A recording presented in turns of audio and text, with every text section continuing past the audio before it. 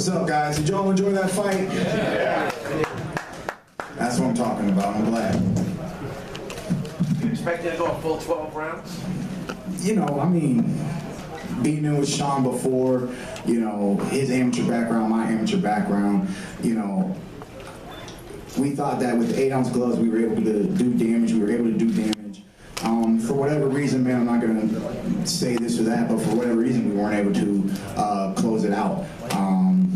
Maybe I was a little too timid. It just is what it is. I still fought a great fight. I went in and did exactly what I thought was going to win the fight, which is defense. Defense, defense, defense. Pick your shots and be effective. Short uppercuts on the inside. I knew Shawn, you know, he likes to use his head movement. He likes to be in your chest. And I was going to capitalize on pretty much his strength. I was going to let him try to bull rush me all night. Congratulations. Thank you. You're going to be in a fight now that is going to be remembered for years and years now, and it's going to get a lot of consideration for fight of the year. How important do you think that was for what we talked about the other day, about you trying to get to the next level? How big is this for the action of the fight? It's great, man. This is what we wanted, man. This is what we live for. You know, Keith Thurman is the champion of the world, and I'm a true fighter, man. I was bred for this sport, you know, since the age of 7, now I'm 27. I told you guys, I'm not afraid to let it go. If you can beat me, beat me. You know what I mean? Shawn Poter put on a great effort and a great performance, but he was not able to walk away with that W. I've showed you time in and time out against Diego Chavez. I showed you when Carras rocked me. I showed you when Luis Collazo hit me with a body shot. I showed you guys when Robert Guerrero gave me a hematoma in the 3rd round and I had to go 9 rounds. This is the first time that I've been cut in my professional career. And we just kept pushing, man. He was trying to fight and smother me, and you know, I threw back, man. It was a great fight. Keith, over here. Keith, straight to Keith. Where? First of all, where are you cut exactly?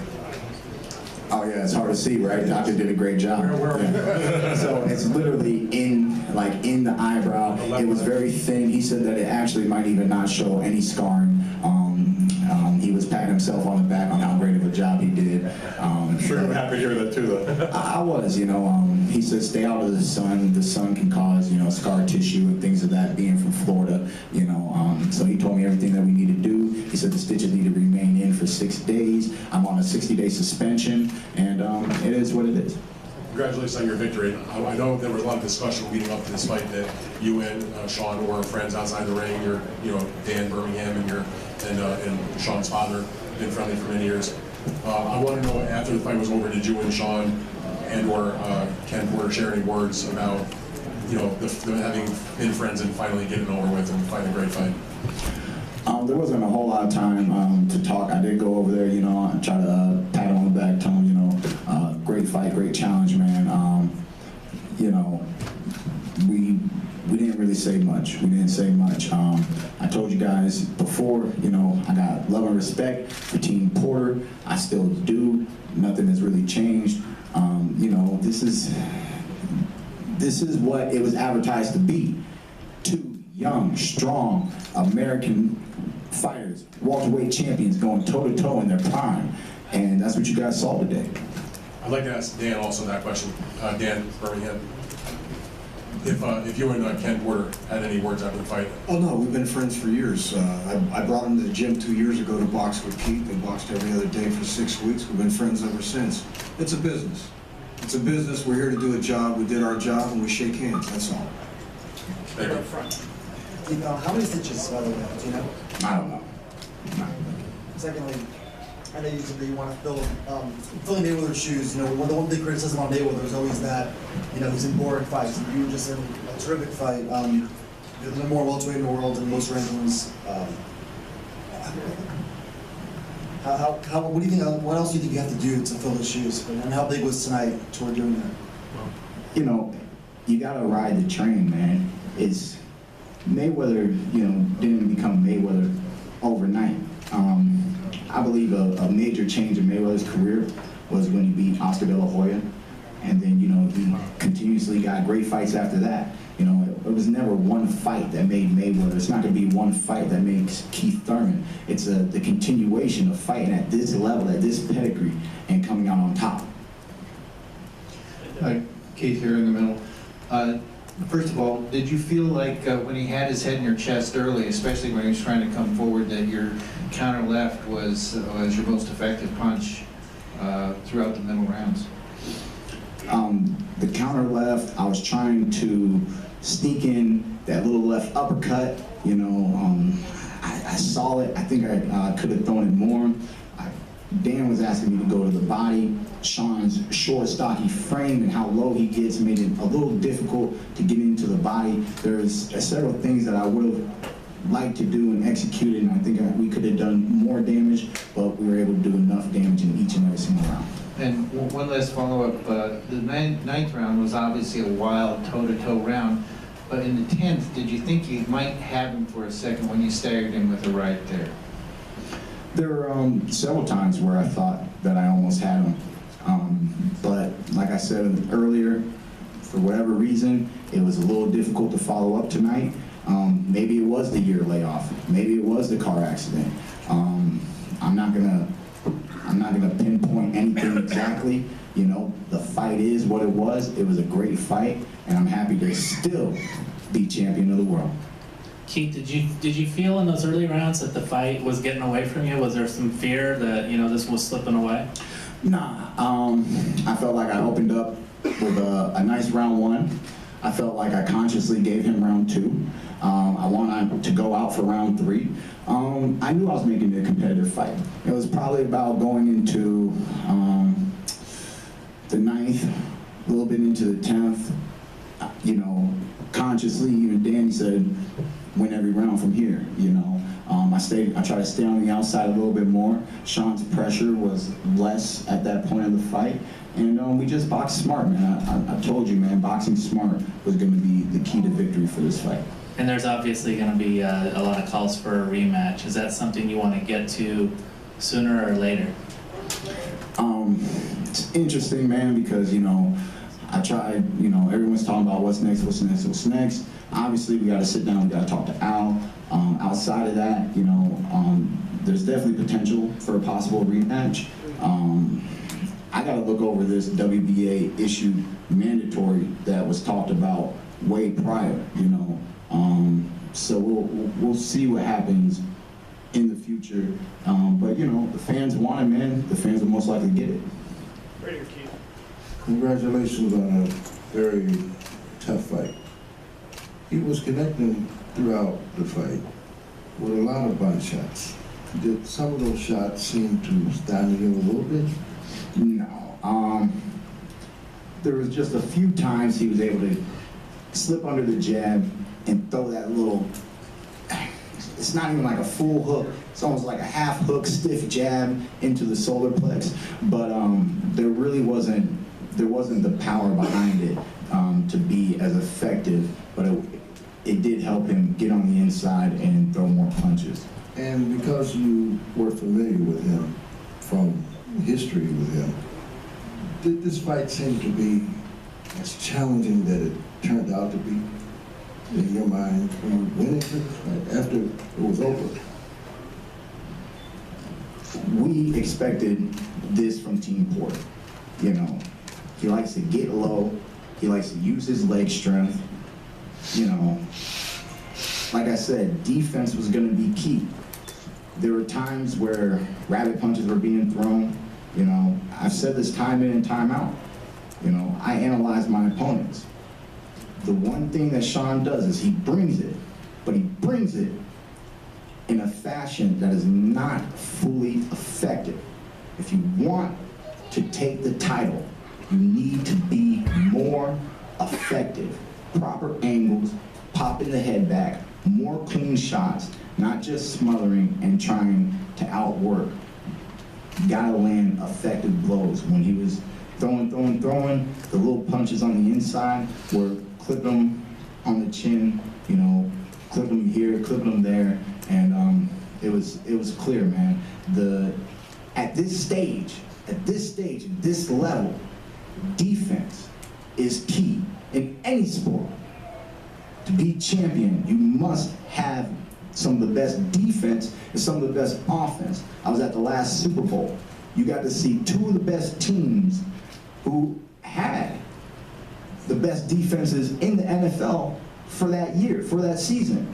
But the one who had the best defense was victorious. You know, so that's just a simple example, you know, coming from the gym of Winky Wright, learning how to protect yourself, you know, wanting to establish a little bit of the rope-a-dope, you know, my personal shout out to Muhammad Ali, you know, Floyd Mayweather's used it. He used it against Marcos Maidana. This fight reminds me a little bit of that fight, where the one fighter is really coming in, giving it his all, not really backing down, you know, but I believe that I was able to land the clearer punches and more effective and rocked him several times in the fight. Keith, you were talking about what Shawn didn't do effectively. What do you feel he was effective? I mean, pressure, man. You know, he's good at what he's good at. You know what I mean? And that's what I analyze. He's good at what he's good at. But the pressure is not effective.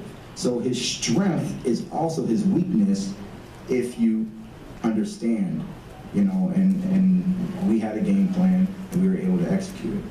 Were there moments that he hurt you? I know that there was the body shot, for example. Body shots were not effective, man. I mean, Luis Collazo with the hardest body shot that I've had to endure in my professional career, you know. And I don't even know why his body shots weren't, you know, that devastating. But outside of that, the most effective punch Shawn landed, I'm not sure exactly which round it was. It wasn't in necessarily the early rounds, probably mid-fight, no later than the 7th round. It was a short, little fast right hand, and it was a good punch. But just like how he took many of my good punches, I took his good punch, and we just kept it moving forward. Keith, you hit him with some absolute bombs in this fight. Were you surprised at some point, like, saying to yourself, what am I going to have to hit him with to knock him down or to knock him out? A little bit. I think, like I said, man, you know, really sitting here now, I can say maybe the layoff played a role. But the pressure, I'm a power fighter. I throw effective punches even when I'm moving backwards. But the fact that I was moving backwards could have a little bit to do with the fact that it was hard, but it wasn't hard enough. It wasn't sat down, you know. It was effective, it wasn't effective enough. And then for whatever reason, I didn't instantly get in on that follow-up, you know. So I believe that there are several things that I could have done to create that knockout and that KO victory. It didn't happen tonight. Hey man, if a rematch comes, maybe we'll get it that time. Was there one punch in particular or one round in particular where you thought you hurt him more than any other time that you could remember? There was one punch where I caught him and instantly he clinched, and I felt the strength of his clinch. So I knew that he was hurt. There was another time where he was in his corner and he was low to the ground, he was stumbling, he looked hurt. You know, it is what it is. He weathered the storm. I weathered his storm. It was a great fight tonight. Can I just ask you one question about your shoulder? I know that this was part of the car accident. And how did it rehab and did it affect you? Did you feel 100%? I haven't issued an article on my shoulder for a few years. The injury was a neck injury and a spinal injury. So luckily, my neck feels great. So I'm actually very happy with the rehab that we were able to do with my doctors. Keith, you mentioned to your trainer that he asked you that you had to win the last rounds. At what point in the fight did you realize, I'm in the fight of my life? I have to go in overdrive? Probably the last 4 rounds, you know. I knew, because I tell you guys this stuff all the time, man. It's 7 rounds for victory. 7 rounds for victory. I might have dropped out of high school, but I know how to count. You know what I mean? And math was my favorite subject. So I really analyzed. And And I knew that, you know, the way Shawn Poter approaches a fight, he loves to outwork his opponents. And numbers matter in sports. Outputs matter in sports. But in boxing, power matters, effectiveness matters. And just, you gotta know your sport, baby. You got to know your sport.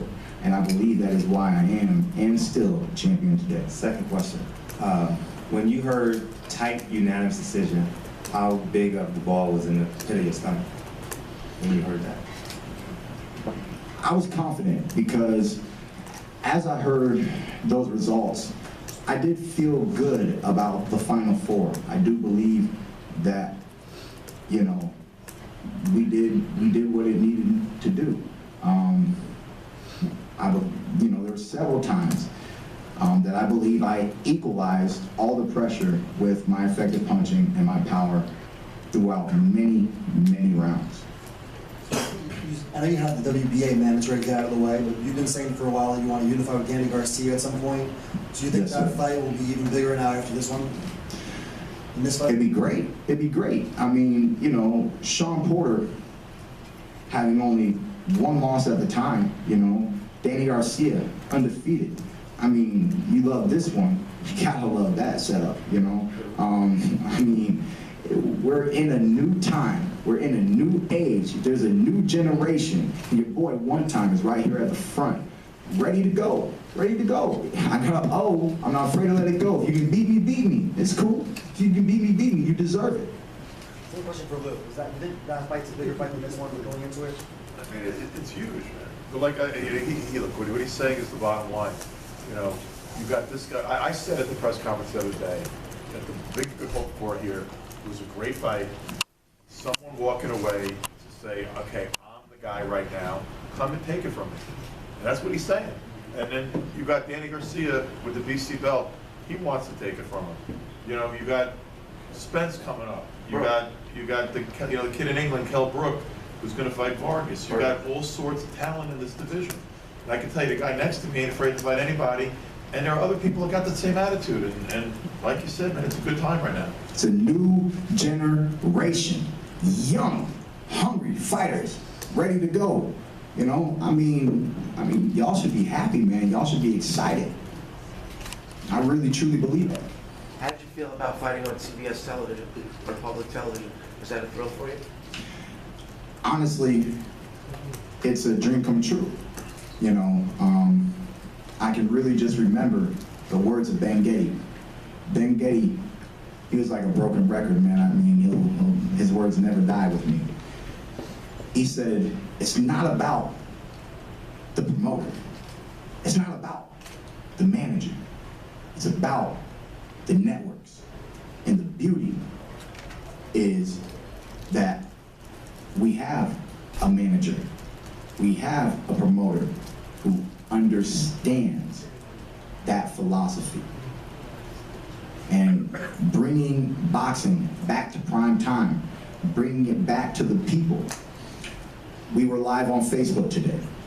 There was a comment, Keith Thurman versus Danny Garcia, pay-per-view. I don't want pay-per-view. I don't want you to pay for this entertainment. There's too much world-class athletic entertainment for free. I want all of America to see me. I didn't have HBO growing up. I didn't have Showtime growing up. And then if you have HBO and you have Showtime and they make it pay-per-view, now you gotta come out your pocket some more. I'm not trying to gouge the American people and the American public. I want to get everybody on my side. I want everybody to have an opportunity and a chance to witness One Time. And I want boxing to come back to the forefront of network television.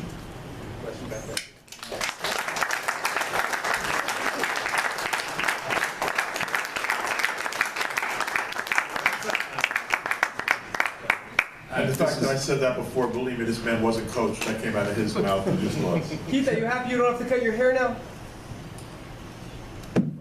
Yes, I am. But I'm prepared for everything, man. And I'll elaborate, right? So why would Keith Thurman cut his hair after losing the fight, right? Because obviously, let it all go.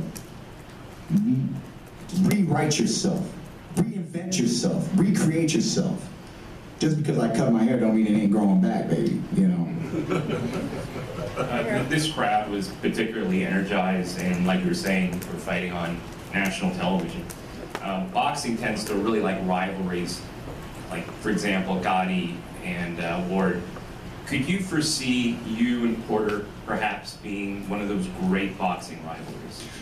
I actually thought about that last time I was sitting with Lou at the press conference right before the fight, you know, that this fight really does have that kind of potential, you know, and after this kind of performance, I believe it still holds that kind of potential, especially with the friendship, you know, with the fact that we both want this for ourselves, you know, that he put on a great effort, I put on a great effort, you know, they're probably gonna watch tape, they're probably gonna believe that they can make the adjustments to get the proper victory. There's, like I said, there's things that I could have done to get that knockout, and hey man, it's a new day, it's a new time, man. This could be a new rivalry. Going into this fight, Sugar Shane Mosley said that Shawn Poter was really working hard in training. Yes. And there was some thought that perhaps you weren't working as hard in training. Yes. Was this the type of fight you were expecting when the 12 rounds were over? Did you believe this was the type of fight that would have gone as long as it did and would have had the exchanges that this fight had? You know, as long as you can take the punch, baby, you know, that's what's happening. It's going to go round by round by round by round. You know, Dan, all he kept saying is, Shawn's going to come in shape. The one thing they're going to do, Shawn's going to come in shape. Week by week, Dan said, Shawn's going to come in shape. You know, and what happened? He came in shape, you know. That, like I said, man, you know who you're fighting, know your opponent, and make the proper adjustments. Right here. Keith, Jason Clinskills for Fox Sports in York Rucker. You said during a recent interview before the fight, you likened a boxer's career to the stock market. You know, and it could sometimes take one moment where it could all come crashing down, so to speak. After tonight's fight, especially knowing how well you know Poter, where would you assess not just yourself on the market, but also Poter? I mean, still, with that kind of performance, you're looking at tremendous athletes. The beauty of Shawn Poter, right? I mean, like I say, man, I mean, we can talk boxing all day, bro. This is my life, this is my career. I'm here for a reason, not a short season, baby, all right? Listen to this, man. The beauty of Shawn Poter is that when he lost his IBF title, he lost to an undefeated fighter. When he lost tonight, he lost to an undefeated fighter. So, Shawn Porter's not #1 in the world. Shawn Porter's not #2 in the world.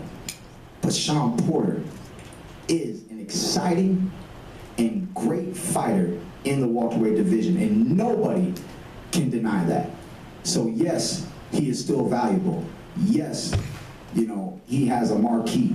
And me being undefeated and still the WBA champion, my stock has risen. Last question, right? What's going on, Keith? Thanks a lot for the performance tonight. Really tremendous performance. You and Shawn really did a lot for the sport tonight on national television. We talked about that before you arrived. It's kind of funny that he actually looks a little bit like Leon Spinks. And, you know, like you were in there with him. What did you feel going into the championship rounds? Obviously, ringside, the crowd being what it is, we couldn't hear what was going on. What were you guys talking about as the fight drew to those stretches there? And what was your mindset toward trying to gut this victory out? And what do you want to do next? The thing about going into those final rounds, I could clearly see Shawn relaxing.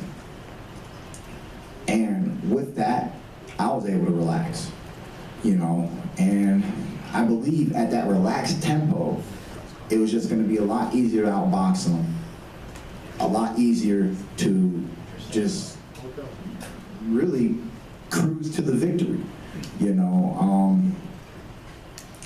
It's not exactly what I would have wanted from myself, but I ultimately want victory, and I do preach that I'm looking for the knockout, I'm going for the knockout, but if I don't get the knockout, we want the victory, and that's what we were able to do tonight.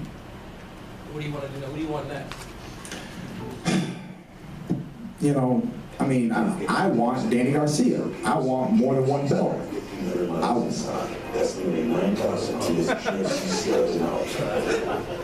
Toyota? Nah, I kind of do want a Head and Shoulders commercial, though. You know what I'm saying? You know what I'm saying? I'll take that one. And I still didn't get rid of the Toyota Prius. You know, it's a great car. But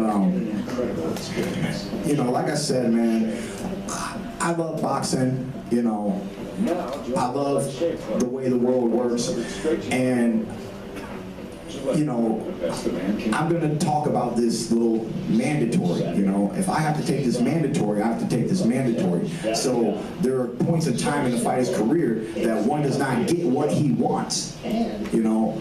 But since you asked, in my heart, I want an opportunity to face Danny Swift Garcia. Look, let me put it this way, right? Guerrero, father-son combination. Got rid of him. Kenny Porter, Shawn Poter, father-son combination. Got rid of him. Okay? If you're a daddy's boy, come see me, boy. All right? Come on, man. Come on, man. I got this. I got this. Okay? All day, every day. So, you know, I look at it in those ways sometimes, man. I find it funny. I find it ironic.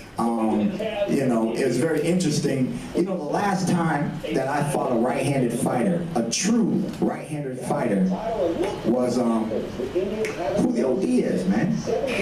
Julio Diaz, okay? So, you know, I mean, you just never know what's really going to happen, you know, and the fact that I'm the guy taking care of these father-son combinations. They have great relationships, they have great fighters, they're world-class fighters, but, you know, they can't be Keith Thurman.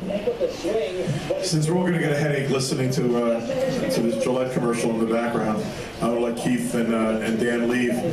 Thank you all for your patience and for being here. And Keith, thank you very much. Thank you for the opportunity to promote this fight and to work with you. Thank you.